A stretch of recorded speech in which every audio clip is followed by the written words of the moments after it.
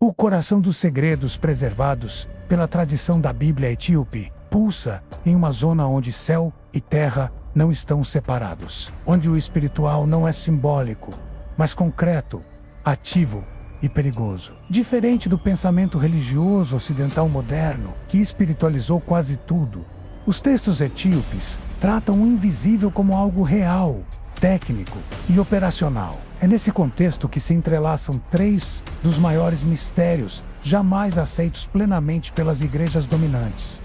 Os vigilantes descritos no livro de Enoque, o verdadeiro destino da Arca da Aliança e o conhecimento secreto dos nomes de poder usados por anjos e homens. Esses três elementos não são temas isolados. Eles formam um único sistema de conhecimento antigo, coerente e profundamente perturbador para qualquer estrutura religiosa, baseada apenas na fé cega. O livro de Enoque, preservado integralmente apenas na tradição etíope, descreve uma época anterior ao dilúvio, em que o contato entre o céu e a humanidade era direto. Os chamados vigilantes não eram figuras simbólicas, mas seres conscientes enviados para observar e orientar a humanidade primitiva. O texto deixa claro que sua função original era manter a ordem, garantir que os humanos evoluíssem espiritualmente dentro dos limites impostos por Deus. No entanto, algo se rompeu nesse equilíbrio. Os vigilantes passaram a desejar aquilo que observavam. Não apenas mulheres humanas, mas a própria experiência material da Terra. Ao descerem e se misturarem com a humanidade, eles quebraram uma lei cósmica fundamental: a separação entre os domínios. Essa transgressão não foi apenas moral, mas tecnológica e espiritual. Os vigilantes ensinaram à humanidade conhecimentos que não deveriam ser revelados naquele estágio: metalurgia avançada, astronomia detalhada, leitura dos astros, manipulação de energias sutis, fórmulas de encantamento, uso de plantas e pedras para alterar estados físicos e espirituais. O livro de Enoque descreve esse saber como conhecimento proibido, não porque fosse falso, mas porque dava ao ser humano um poder para o qual ainda não havia maturidade espiritual. O resultado foi o surgimento dos Nephilim seres híbridos, gigantes em corpo e influência, cuja existência desestabilizou completamente a criação. É aqui que a narrativa etíope se distancia radicalmente da leitura simbólica comum. O texto sugere que o problema dos vigilantes não foi apenas gerar descendentes, mas alterar o próprio campo energético da Terra. A violência, a corrupção e o colapso moral que antecederam o dilúvio não surgiram apenas da maldade humana, mas de uma interferência direta na estrutura invisível do mundo. O dilúvio, portanto, não foi somente um castigo, mas uma reinicialização, uma tentativa de restaurar a frequência original da criação. Ainda assim, nem todo o conhecimento foi apagado. Parte dele foi selada, escondida, protegida menos. E esse é o ponto onde a Etiópia entra como guardiã silenciosa. Segundo a tradição etíope, após o dilúvio e ao longo das eras seguintes, Deus não abandonou completamente a humanidade. Ele deixou pontos de contato, âncoras entre o céu e a terra. A mais poderosa dessas âncoras seria a Arca da Aliança. Diferente da visão popular que a trata como um simples baú sagrado, a tradição etíope descreve a arca como um objeto vivo, um dispositivo espiritual capaz de canalizar a presença divina de forma direta. Não era apenas um símbolo da aliança, mas a própria materialização dessa aliança. Onde a arca estava, o céu tocava a terra. A narrativa etíope afirma que a arca não se perdeu, nem foi destruída. Ela foi retirada de Jerusalém antes das grandes invasões e levada para a África, onde permanece até hoje, guardada em silêncio absoluto. Seu local exato é mantido em segredo,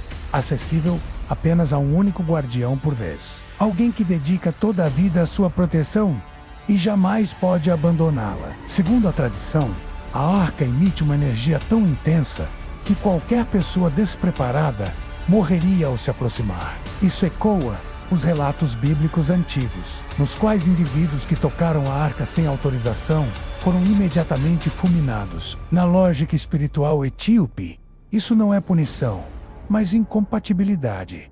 A arca não mata por vontade própria. Ela simplesmente manifesta uma frequência divina, que entra em conflito com a estrutura espiritual corrompida do ser humano comum. Essa ideia conecta diretamente a arca ao conhecimento dos vigilantes. Ambos lidam com leis espirituais, objetivas, não morais. Aproximar-se da arca sem purificação adequada seria como expor um corpo frágil a uma força para a qual não foi preparado. É por isso que muitos estudiosos alternativos sugerem que a arca não era apenas um artefato religioso, mas uma forma de tecnologia sagrada.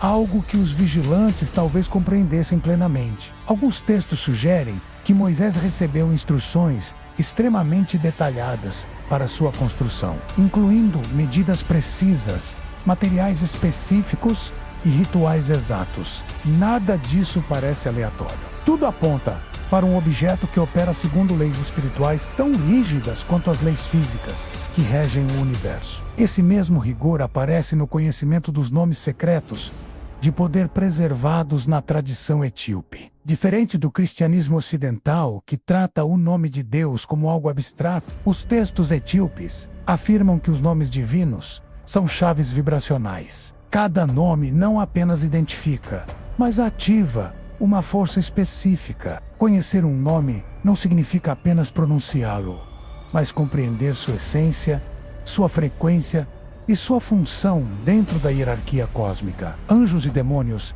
nesses textos, não são forças genéricas do bem e do mal, mas entidades organizadas em ordens, com funções específicas e limites claros. Invocar um nome errado ou sem a preparação adequada poderia resultar em consequências graves. É por isso que esse conhecimento era reservado a sacerdotes, monges e iniciados, jamais ao povo comum. O perigo não estava no uso do conhecimento, mas no uso irresponsável dele. A tradição etíope preserva orações, selos espirituais e fórmulas que utilizam esses nomes não como magia no sentido vulgar, mas como alinhamento. O objetivo não era dominar o mundo espiritual, mas harmonizar-se com ele. Ainda assim, o potencial de abuso sempre existiu. E segundo algumas interpretações, foi exatamente esse abuso que levou à queda dos vigilantes. Eles não apenas ensinaram nomes e fórmulas, mas permitiram que a humanidade os usasse sem a maturidade espiritual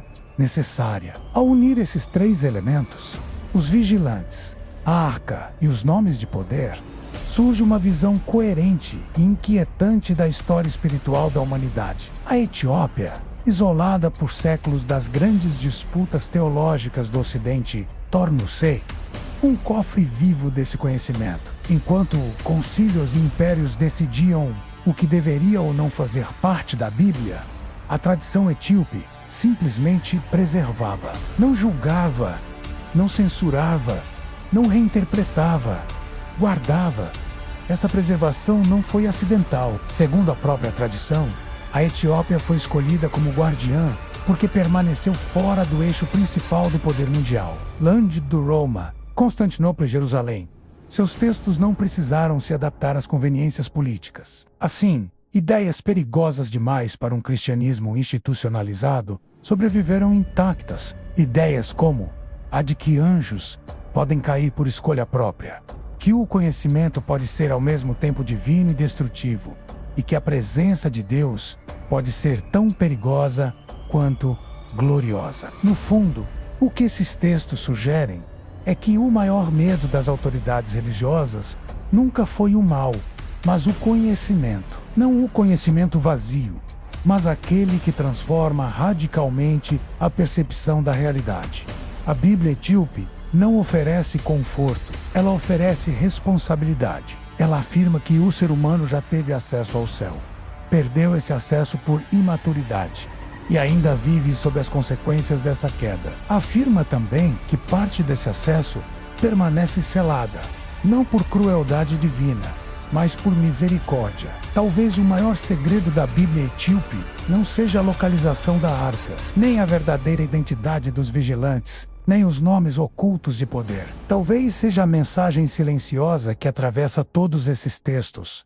O universo é mais real, mais estruturado e mais perigoso do que fomos ensinados a acreditar. E o conhecimento, quando separado da sabedoria, pode ser tão destrutivo quanto qualquer arma.